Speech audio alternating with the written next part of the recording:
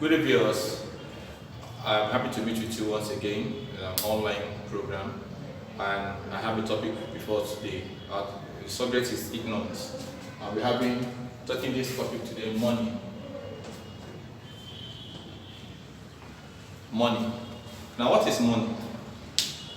Basically, we understand that anything that is generally acceptable as a medium of exchange, and the settlement of debt is referred to as money. Before now, we had issues with what to do with money or what to buy as a result of trade by barter.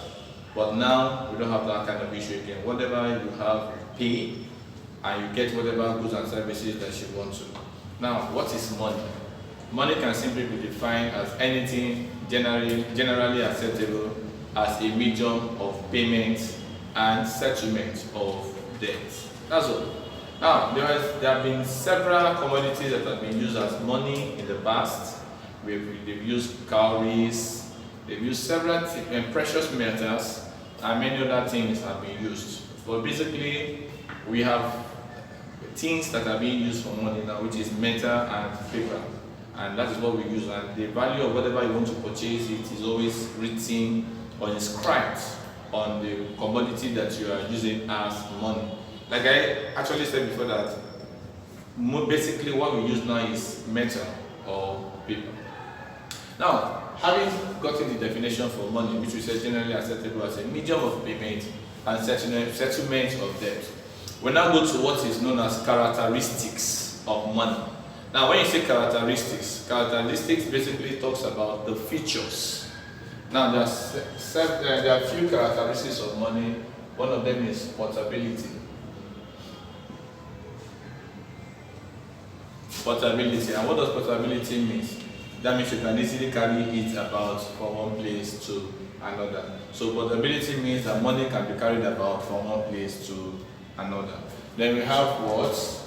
Durability. Durability means that it can last for a long period of time. So that's one of the characteristics that you must have as money. Then we have what? Acceptability. When you say acceptability, what do you mean by that? It means that everybody must be able to accept it. In fact, you can sue somebody for not accepting money. It does not look like a joke, but that's the truth. Because it is supposed to be a commodity that everybody should accept. So that is acceptability. Then we have what we call homogeneity.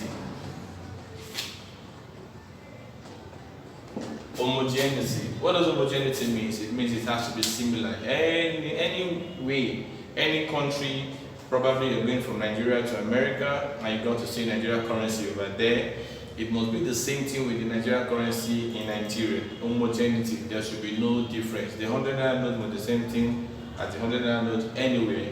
50 naira notes must be the same thing anyway. So that is homogeneity. Then the next one is recognizability.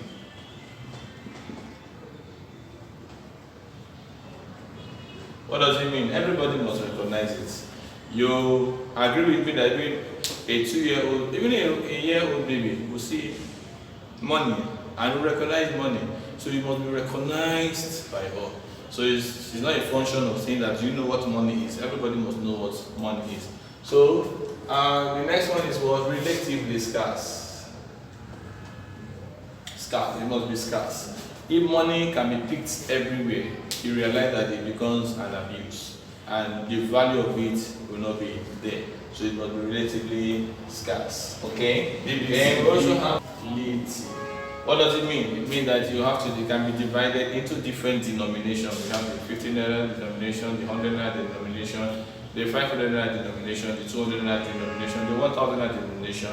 You must be able to divide it into different denomination. Okay? Now, having talked about the characteristics of money, we'll look at the next one, which is what? Functions of money. Now, you must ensure that you don't mix it up. There's a difference between the functions of money and the characteristics of money. So these are we just look at the characteristics of money. Now, I want to look at the functions of money. Now, number one function says is what is serves as a deferred for payment. Serve as a deferred for. What do you mean by that? When you say serve as a deferred for payment, it means that you can postpone You can buy something on credit and you can postpone the payment to a later day. So it means that one of the functions of money is that you can buy something and decide to pay later. Now, another function of money is that it serves as a medium of exchange. A medium of exchange. What does a medium mean? A medium is something that you have to go through in order to achieve something. Now we're looking at money. So if you want to buy pineapple, I'm sure some of you have never gone to a pineapple farm before, but you will say pineapple is one of your favorite fruits. So how come is it possible for you to access pineapple? Money. So you can see that you can use money to purchase it. That's what they mean by the word medium. Medium is something that you can use to get what you want. So that's one of the functions of money. Now, another thing that we need to know is unit of account. Now, what is a unit of account? When you talk about unit of account, you're talking about money can be kept. You can put money in accounting form.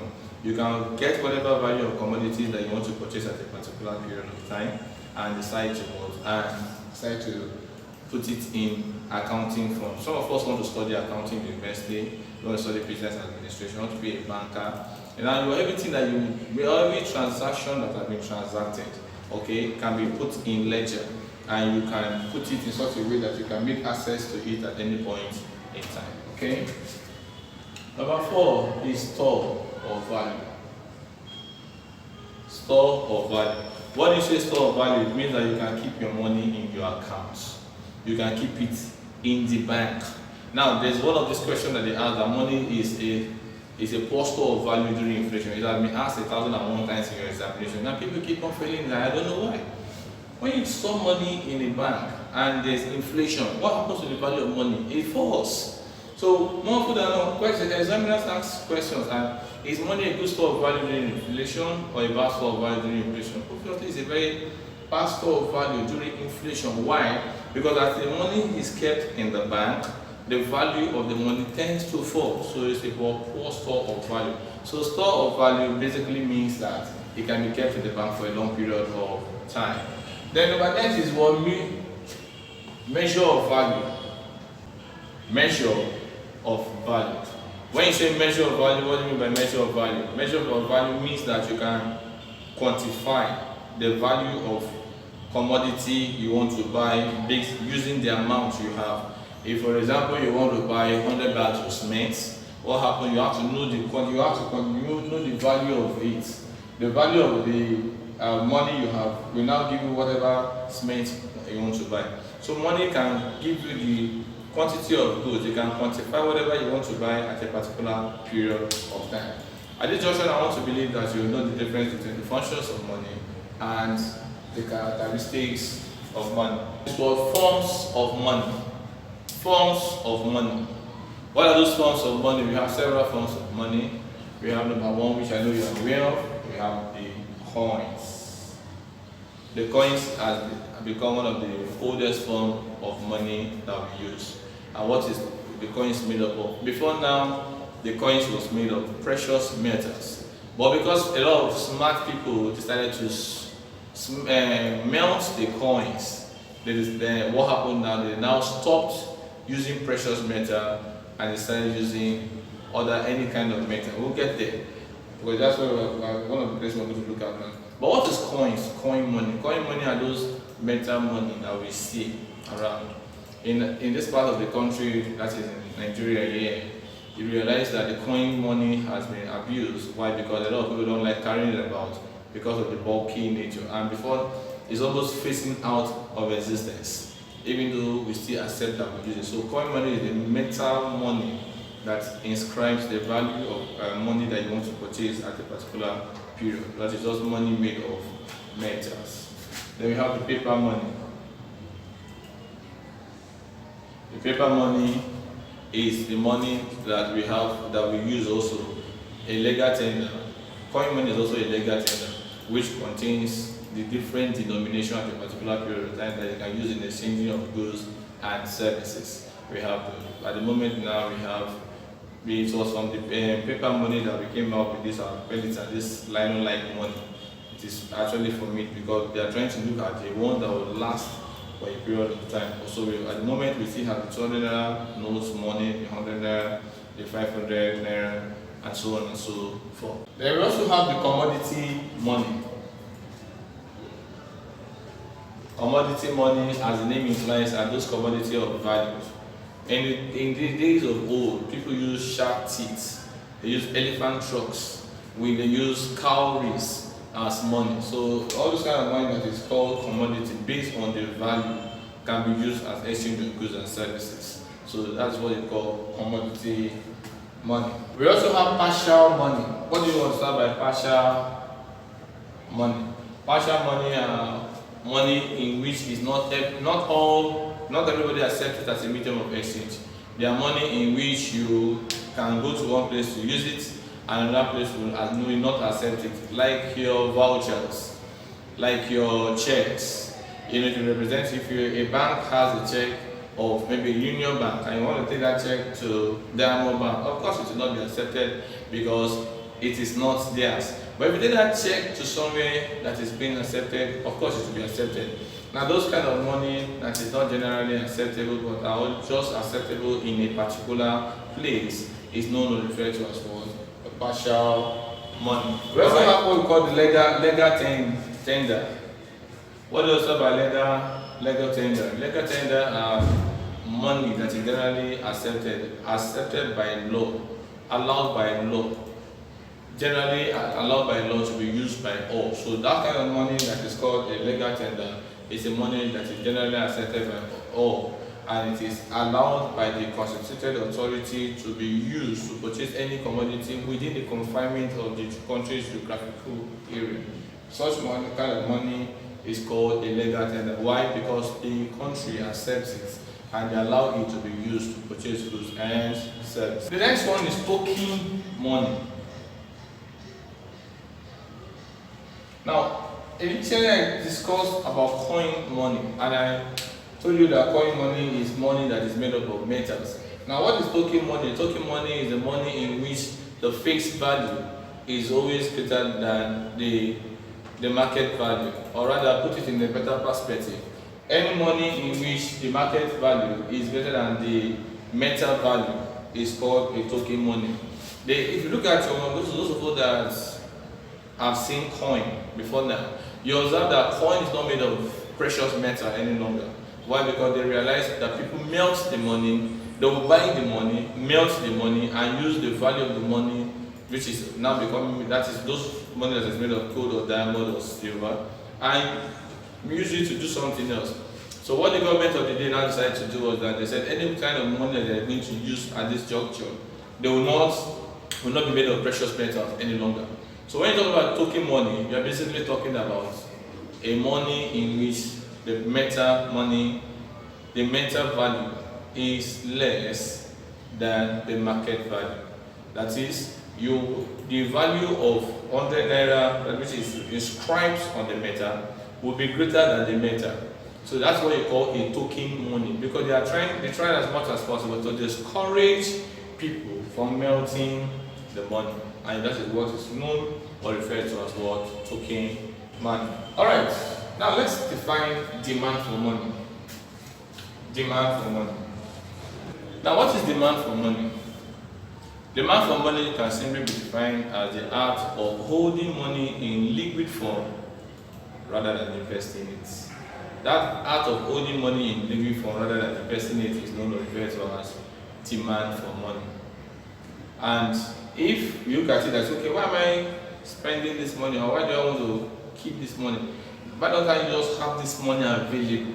That is all you know, and that's known as what? Demand for money. That is, instead of just spending it, you decide to hold it in liquid form rather than investing it. It's known and referred to as what? Demand for money.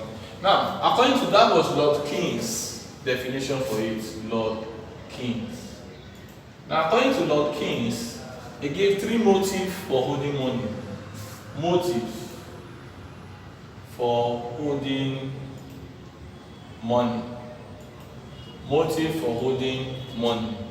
What are those motives? He calls one the transactional motive. He calls 2 the speculative motive. I got 3, the precautionary motive. Now let's start with number 1, which is what the transactionary motive. Now the transactionary motive for holding money, what is it? It's just the act of holding money as a result of your day-to-day activity. You want to eat, you need to get some refreshments, you need to get something around, you need to get transport, probably to fuel your car if you are mobile, or you aren't mobile, you to take transport. All those day-to-day activities is what you call your transactionary motive. Then the next one is the speculative motive. Speculative motive is the act of taking advantage of investment opportunities, or eventually you just realize that there's a need for you to purchase a commodity at a cheaper form, and you know you're going to get value for it. What do? You invest in it. That act of purchasing is usually investment. You purchase goods or precious items, maybe bonds, because you know the value is going to improve later.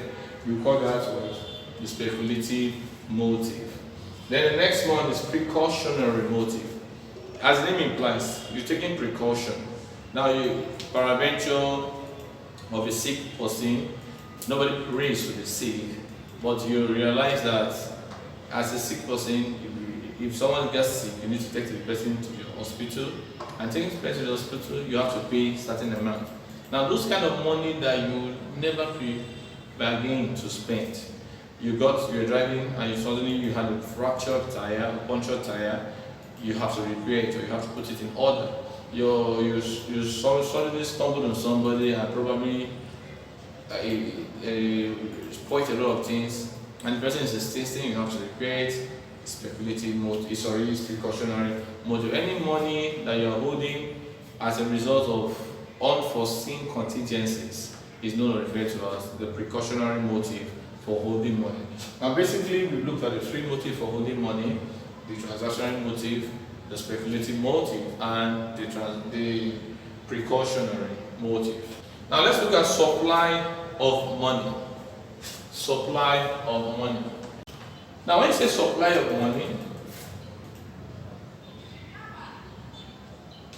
you can simply define it as the total amount of money that is available for use in the society, in the country, at a particular period.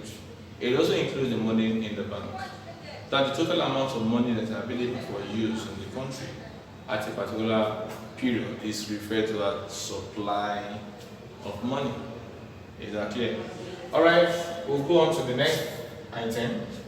Now look at the factors affecting the supply of money. Factors affecting the supply of money. Number 1. Now, the bank rate refers to the interest in which the central bank charges the commercial bank at a particular period. If the bank rate is high, you realize that it will affect the supply of money in circulation.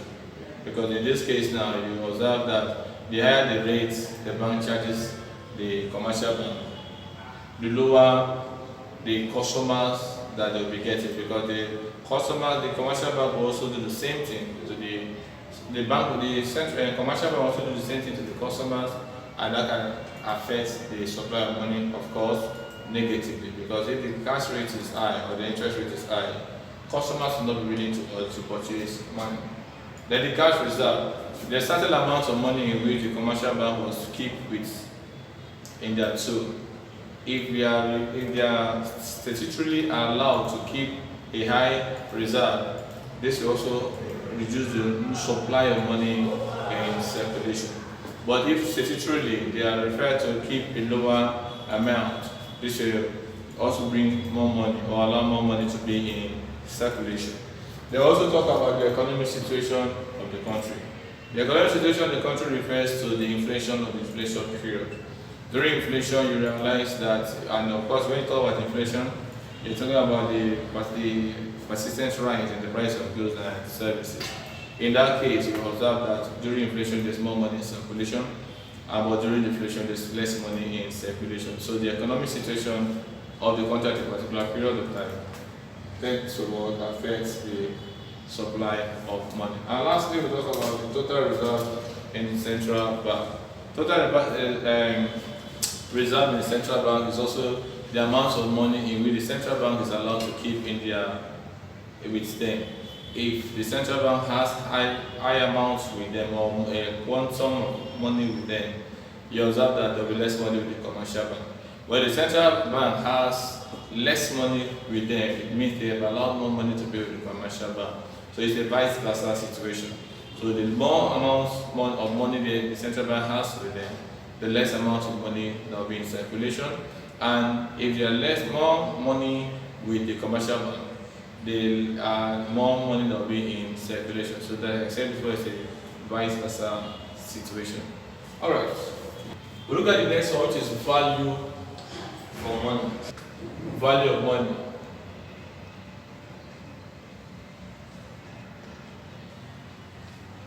Now, what is value of money? It is the purchasing power of money. That is the quantity of goods and services money can buy at a particular period. The purchasing power of money is referred to as the value of money. Now, basically, you have people say, oh, Nigeria's currency is actually down. The value has fallen. What does it mean? We're talking about the purchasing power of money. A 100 naira note in those days can actually I remember when I was much younger, about 8 years old, and my dad gave me 200 naira to go and pay the landlord for a 3-bedroom flat that we were occupying. So I just had to come downstairs and go to the next, the other side of the house, and I gave the landlord, but 200 naira can even get you a loaf of bread.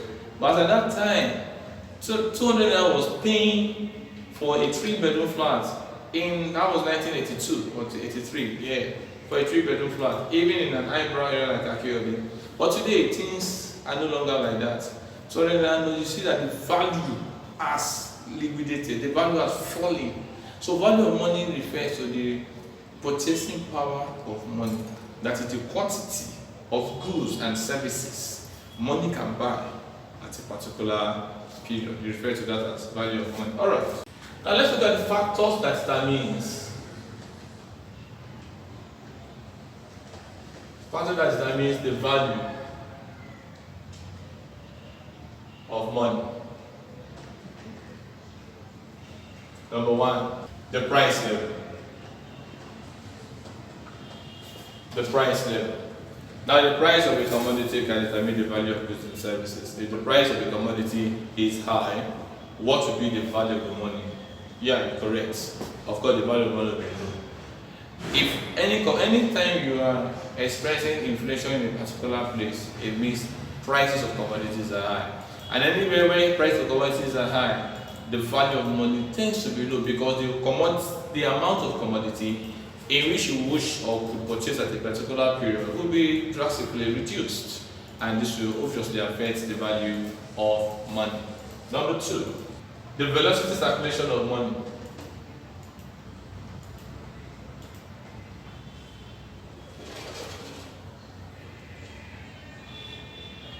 This refers to the speed at which money moves from one hand to another. That speed at which money moves from one hand to another is referred to as the velocity circulation of money. And the higher the speed, the greater the value, and the lower the speed, the less the value. So that is value of money. That's another thing that talks about the factors that determine the value of money. Number three, inflation and deflation rates. Inflation. During inflation, what happens during inflation? You realize that like almost similar to the first one. During inflation, just observe that value of money falls, while the price of goods and services rises. Then during deflation, the value of money, the price of goods and services falls, and as a result of that, the value of money rises. So there's always a relationship between price. So once the price is low, value will be high. But when the price of goods is high, value will be low. Just take note of that. Number four, the volume of goods and services.